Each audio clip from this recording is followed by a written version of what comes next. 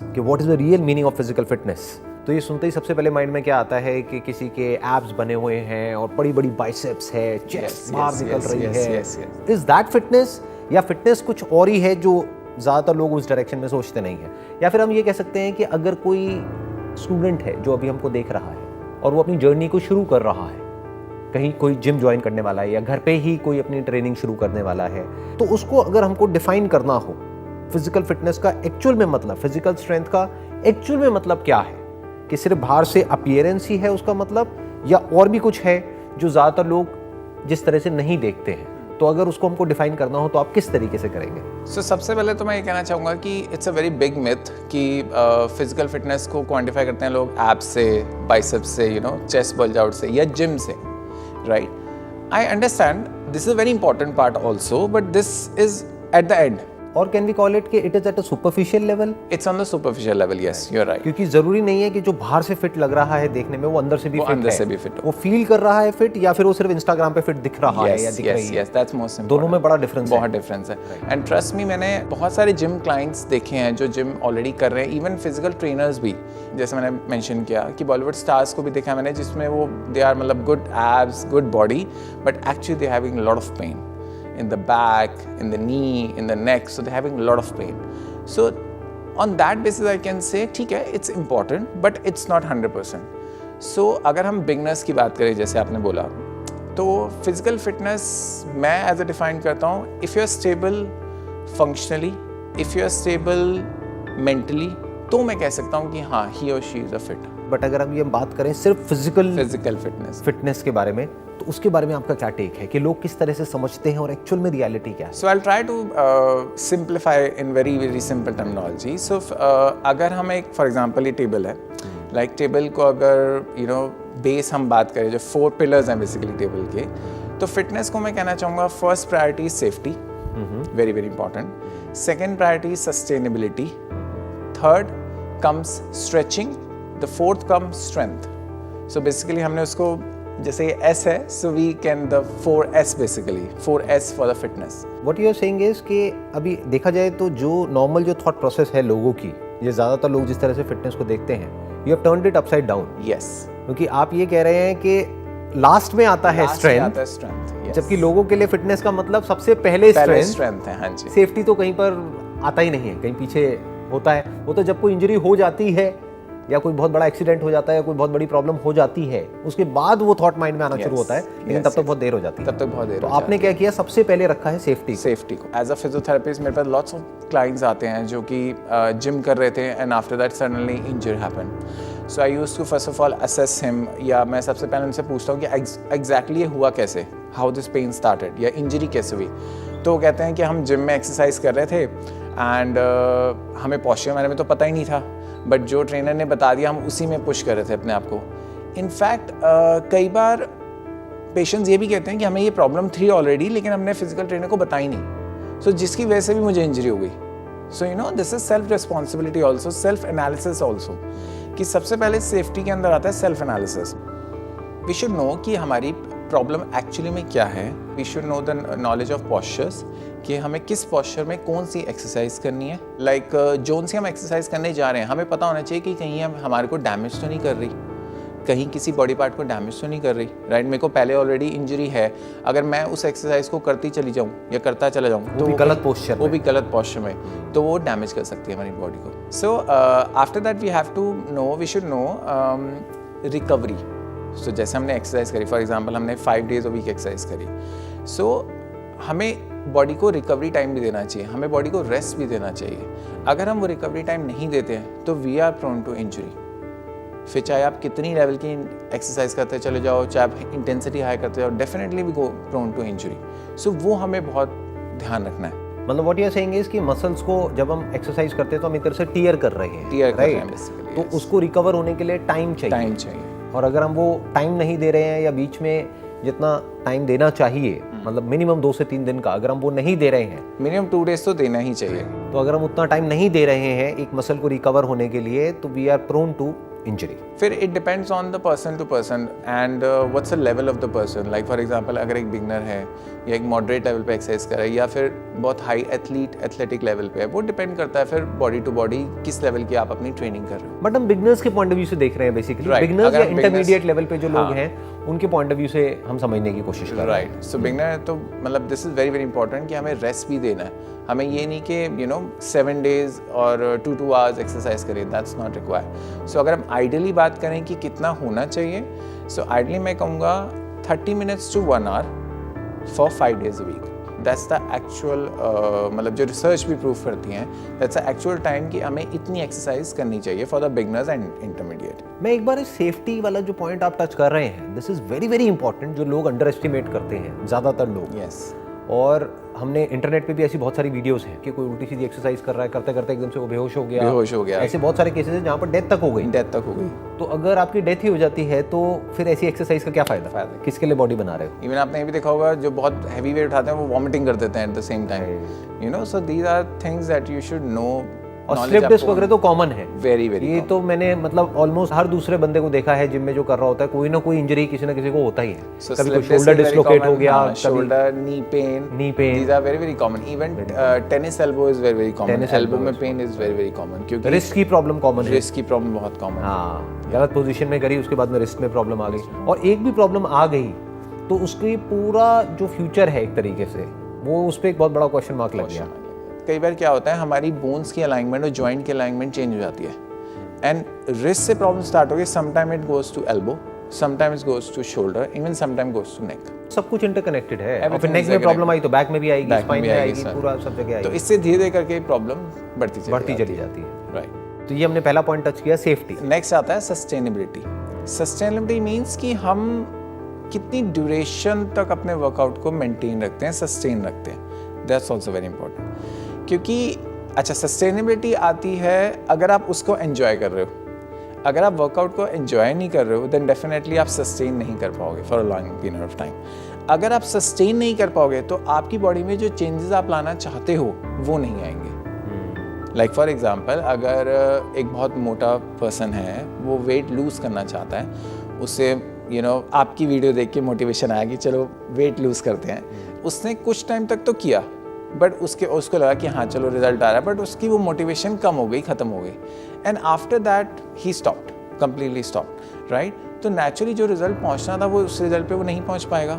अच्छा उसके बाद क्या हुआ, जैसे इनिशियली क्या होता है हमारी बॉडी में, जब हम बॉडी बनाने की कोशिश करते हैं, मसल बिल्डअप करने की कोशिश करते हैं और एकदम से छोड़ देते हैं, तो body reacts in a negative way कि कुछ आपने बॉडी में चेंजेस करने की कोशिश करी बट उसके बाद एकदम से अपोजिट रिएक्शन हो गया और बुरी सिचुएशन हो गई जो पहले सिचुएशन हो गया. सो आपने कई बार देखा भी होगा, कई लोग जैसे बॉडी बनाते हैं इनिशियली तो मसल मास अच्छा बिल्डअप हो जाता है बट जैसे वो छोड़ देते हैं तो सारा फैट लटक जाता है. मतलब आप कह रहे हो कि चाहे कुछ भी हो रेगुलर रहना है. रेगुलर है, चाहे कम करो लेकिन रेगुलर करो. चाहे 15 मिनट्स करो. जैसे किसी दिन टाइम नहीं है तो पूरा अपना वर्कआउट स्किप कर देंगे, इट्स बेटर कि 1 घंटे की बजाय 15 मिनट कर लो. yes. लेकिन सस्टेन करो उसको. सस्टेन करो. जब आप वर्कआउट को सस्टेन करते हो आपका मूड भी बहुत हाई लेवल पे रहता है. आप एनर्जेटिक रहते हो. आप अपने जैसे हमने आपके कई उसमें पीछे जो वेबिनार हुए हैं कॉट इन द वेब में आपने बात की थी, ब्रेन में हार्मोन्स रिलीज होते हैं जो कि आपको एक फील गुड फैक्टर देते हैं. आई थिंक इसको कोई क्वेश्चन भी नहीं कर सकता जो बात आप कह रहे हो. फिजिकल अपीयरेंस के लिए वर्कआउट करना कैन बी क्वेश्चन, क्योंकि वो बाहर से दिखाने वाली चीज़ हो गई. But what you are saying is, पहला आपने बोला सेफ्टी, दूसरा आपने कहा सस्टेनेबिलिटी, कि भाई ये नहीं कि हम गए बड़े एक्साइटमेंट के साथ में जिम में या कहीं पर भी अपना कोई वर्कआउट शुरू किया, जैसे आई थिंक 90% लोगों के साथ में होता है. Yes true. और मेरे ख्याल में जो जिम एक्चुअल में प्रॉफिट कमाता है वो 90% लोगों से ही कमाता है. जो रेगुलर आते हैं वो तो बहुत ही कम लोग होते हैं कि आए बड़े एक्साइटमेंट के साथ में, पैसे दिए, उसके बाद में 10 दिन तक 15 दिन तक तो पागलों की तरह एक्सरसाइज करी, उसके बाद में छोड़ दिया. तो what you are saying is, इससे बेटर ये है कि धीरे धीरे आगे बढ़ो. Take baby steps. Yes. So अब हमने बात करी सेफ्टी की, सस्टेनेबिलिटी की. नाउ हम बात करते हैं स्ट्रेचिंग की. Before strength stretching is important. Why? Because क्या होता है हमारी जो डेली लाइफस्टाइल है, मेजरली हम वर्क करते हैं सिटिंग में. मेजरली इवन जो वाइट कॉलर जॉब पीपल हैं जो MNCs में हैं, सो मेजरली वो सिटिंग वर्क ज़्यादा है हमारा एज कम्पेयर टू स्टैंडिंग और walking.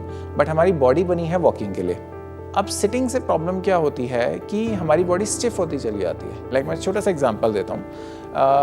Right now we are sitting right? अब जो हमारा नी जॉइंट है वो नी जॉइंट 90 डिग्री बेंड है इस वक्त, बट एक्चुअली में नी जॉइंट की जो रेंज है वो 130 to 135 डिग्री है, बट हम उसे यूज़ ही नहीं करते हैं। पहले क्या होता था, हमारे जो ग्रैंड पेरेंट्स हैं दे यूज़ हिंदी टॉयलेट, सो उसमें या they sit for long in a cross leg sitting posture, उसमें नी जॉइंट का जो रेंज है वो 100% यूज़ होता था, बट अब वो नहीं है। और इसकी वजह से क्या होता है, हमारी जो नी की जो रेंज है, हम 90 डिग्री तो यूज़ कर रहे हैं, बट जो 90 से 135 डिग्री तक की रेंज है वो हम यूज़ ही नहीं कर रहे हैं। तो अगर इस कम रेंज के साथ हम एक्सरसाइज करने जाएंगे तो again we prone to injury. That's why flexibility is most important, very very important, और स्ट्रेचिंग इज मोर इंपॉर्टेंट। तो what you are saying is flexibility is important, और फ्लेक्सिबिलिटी के लिए हमको क्या करना पड़ेगा? स्ट्रेचिंग करनी पड़ेगी। स्ट्रेचिंग करनी पड़ेगी एक्सरसाइज से पहले भी और बाद में भी आइडियली। और ये भी मैंने देखा है बहुत कम लोग करते हैं। बहुत कम लोग, इवन जिम में जो जाते हैं बहुत कम करते हैं। मतलब आपके हिसाब से क्या रूटीन होना चाहिए कि अगर कोई मानो 1 घंटा एक्सरसाइज कर रहा है जिम में, एक्सरसाइज का मतलब क्या है कि वही डंबल उठा रहा है, अपना रॉड पे बेंच प्रेस वगैरह कर रहा है और वो सब कर रहा है, तो उसमें कितनी स्ट्रेचिंग होनी चाहिए पहले और बाद में? कितने कितने मिनट होनी चाहिए? पहले मैं थोड़ा सा टाइप बताता हूँ स्ट्रेचिंग के। So we have 2 types of stretching, one is static, one is dynamic. Static में भी 2 टाइप होते हैं, which is active and passive, right? So active means मैं खुद कर रहा हूँ स्ट्रेचिंग, मुझे पता है कि मुझे कौन सी मसल को कैसे स्ट्रेच करना है। पैसिव मीन्स आपका कोई अदर बंदा स्ट्रेचिंग कर रहा है, कोई और कर रहा है, लाइक जिम ट्रेनर कर रहा है या फिजियोथेरेपिस्ट कर रहा है। स्टैटिक स्ट्रेचिंग में ये होता है कि आप उस स्ट्रेच को होल्ड करते हो minimum for 30 seconds, right? 2 to 3 times उसको होल्ड करते हो। डायनामिक स्ट्रेचिंग में ये होता है आप उसको होल्ड नहीं करते हो, आप जैसे मूवमेंट्स करते हो, राइट? उसको परट्यूबेशंस देते हो बेसिकली एक मसल को स्ट्रेच करने के लिए। अगर हम बात करें कि वर्कआउट से पहले, because it's a warm up phase, right? So warm up phase में हमें डायनामिक स्ट्रेचिंग यूज़ करनी चाहिए, बिकॉज वो क्या करती है, वो मसल को एक्टिवेट करती है। बट कूल डाउन फेज जो आता है, सो जैसे वार्म अप फेज हो गया, then exercise time, then cool down phase. Cool down phase में हमें स्टैटिक स्ट्रेच यूज़ करना चाहिए।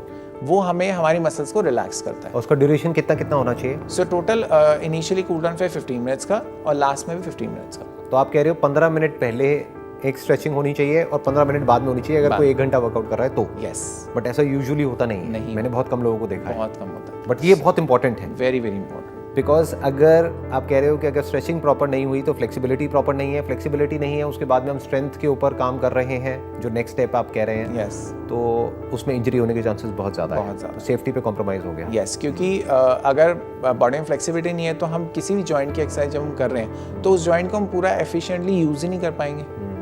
And if you are not able to use it then definitely it's going to injure. मतलब करेंगे कोई और एक्सरसाइज, उसका इफेक्ट कहीं और ही आएगा। इफेक्ट कहीं और आएगा, बिकॉज बॉडी क्या है, बॉडी कंपनसेट करती है हर चीज में। लाइक फॉर एग्जांपल, अगर मेरे एल्बो में रेंज नहीं है या एल्बो में रेंज कम है तो मैं कंपनसेट करूंगा या तो शोल्डर से या रिस्ट से।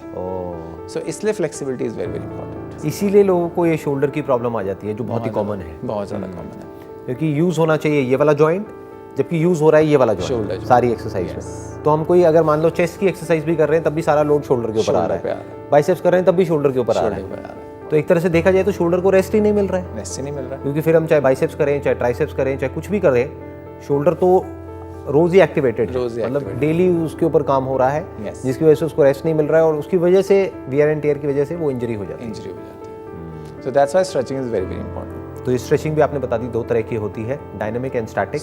डायनामिक आप कह रहे हो स्टार्टिंग में बेटर है, स्टैटिक एंड में बेटर है, और ideally it should be 15 minutes, 15 minute होनी चाहिए स्ट्रेचिंग। तो योगा किस कैटेगरी में आता है? इज इट डायनामिक और स्टैटिक? आई थिंक स्टैटिक में आएगा। योगा स्टैटिक में आता है क्योंकि योगा में डिफरेंट पोजेज है जिसको आप होल्ड करते हो। होल्ड करते हैं, राइट। आइडियली योगा में होल्ड करना is very very important, very very important. And they focus more on the breathing which is also very very important, क्योंकि अल्टीमेटली हमारी मसल्स को, हमारे सेल्स को ऑक्सीजन तो चाहिए। सो जब तक ऑक्सीजन नहीं मिलेगी तब तक, इवन ऑक्सीजन नहीं मिलेगी तो भी we are prone to injury, क्योंकि मसल्स को हम वर्कआउट तो करवा रहे हैं बट प्रॉपर ऑक्सीजन नहीं दे रहे हैं। सो इसलिए breathing is also very very important, जो कि हम मेजरली मिस कर जाते हैं। और ऐसे ही diet and nutrition is also very very important, जिसको अभी हम टच नहीं कर रहे हैं, but that is very important. Yes yes, very very important. या इनफैक्ट अगर आप अभी इस कॉन्वर्सेशन को देख रहे हैं, सुन रहे हैं, और आप डाइट और न्यूट्रिशन में कोई एक्सपर्ट हैं, तो आप हमको ईमेल भेज सकते हैं। I would love to sit with you and talk to you about diet and nutrition. अभी तक हमने 3 पॉइंट्स कवर कर लिए हैं, that is safety, sustainability and stretching. तो चौथा पॉइंट क्या है? अब आता है स्ट्रेंथ।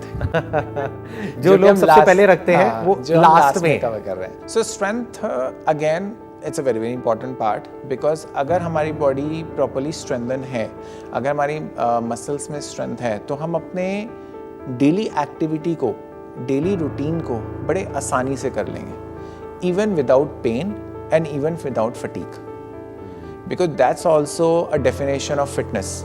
अगर आप कोई भी काम को विदाउट फटीग कंप्लीट कर लेते हो ओवरऑल डे में, on that basis also you can say you are fit.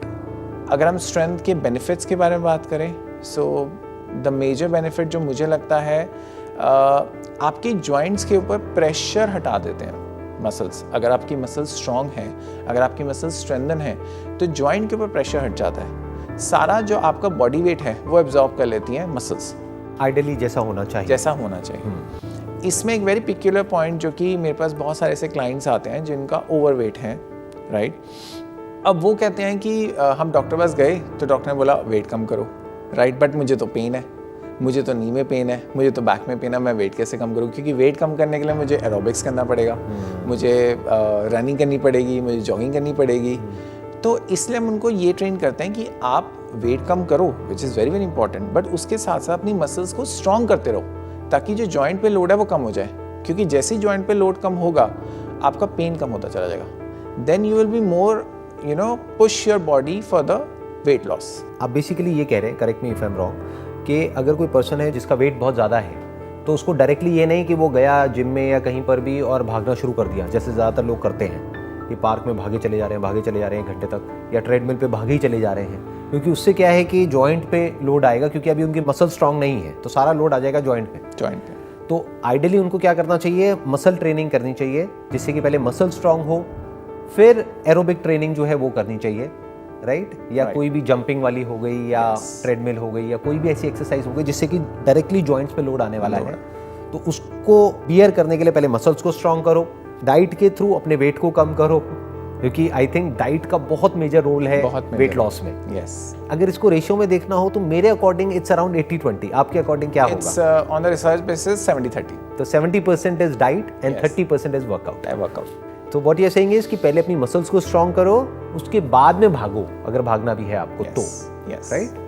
अपने फैट को कम कर ले, और प्रॉपर गाइडेंस लेके किसी भी फिजिकल ट्रेनर की या फिजियोथेरेपिस्ट की, अगर वो आपको गाइड करे, ठीक है आपने स्ट्रेंथ ट्रेनिंग स्टार्ट कर दी है, इतना ड्यूरेशन आपको हो गया स्ट्रेंथ ट्रेनिंग करते रहते, now you are start doing your aerobic और start doing your treadmill, cycling.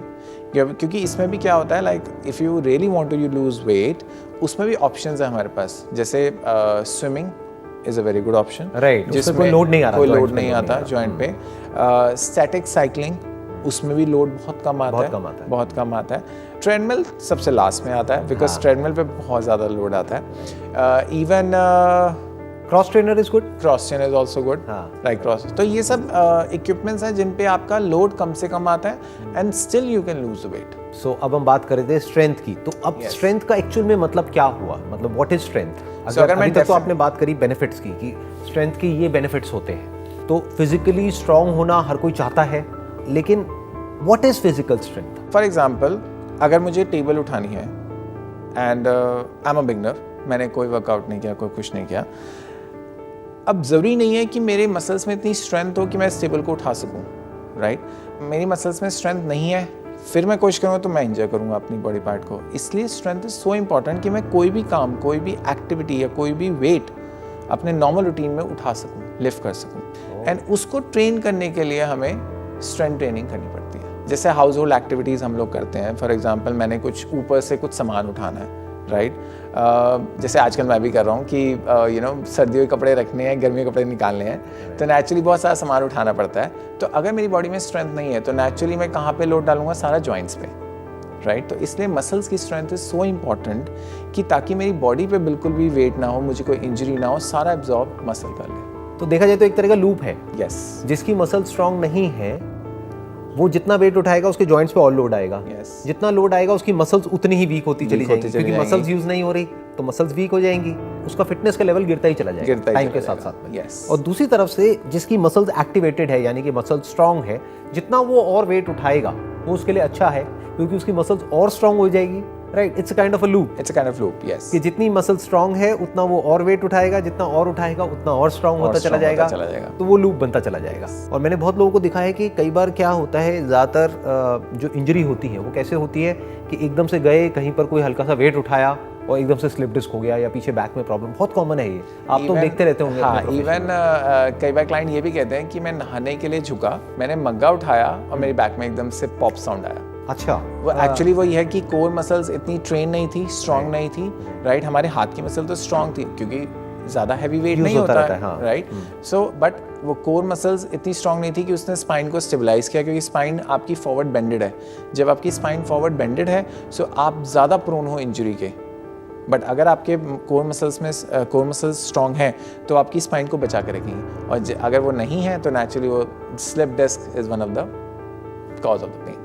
और जो हम इतने आराम से बोल तो रहे हैं स्लिप डिस्क, बट उसकी वजह से किस लेवल का पेन होता है और उसकी वजह से क्या प्रॉब्लम्स होती हैं वो वही समझ सकता है जिसको कि एक्चुअल में वो प्रॉब्लम हो रही है। कोई दूसरा आदमी तो समझ भी नहीं सकता। नहीं समझ सकता। अब इसमें because we are talking on the beginners level, so मुझे लगता है पर्सन शुड नो कि वो कितना फिट है, कैसे वो अपनी फिटनेस को आगे प्रोग्रेस करे। सो कितना फिट है, अब उसमें कुछ टेस्ट होते हैं जिसमें वो खुद भी कर सकता है, राइट। जैसे सबसे पहले वो अपना मेजर कर सकता है body mass index, which is BMI, right. So अगर पर्सन को पता है कि मैं किस कैटेगरी में आता हूँ, क्योंकि BMI डिफाइन करता है whether you are underweight, normal, overweight और ओबीस। हाँ, और इसमें भी डिपेंड करता है कि आप मेल हो फीमेल हो, आपकी एज क्या है, उस सब पे डिपेंड करता है। वो चार्ट में सब मेंशन, पूरा का पूरा एक चार्ट है जिसमें चार्ट में सब मेंशन होता है। सो this is first important BMI। Second मुझे लगता है हमें ये पता होना चाहिए कि हमें कितने लेवल तक अपने हार्ट बीट को लेके जाना है। बिकॉज अगर हम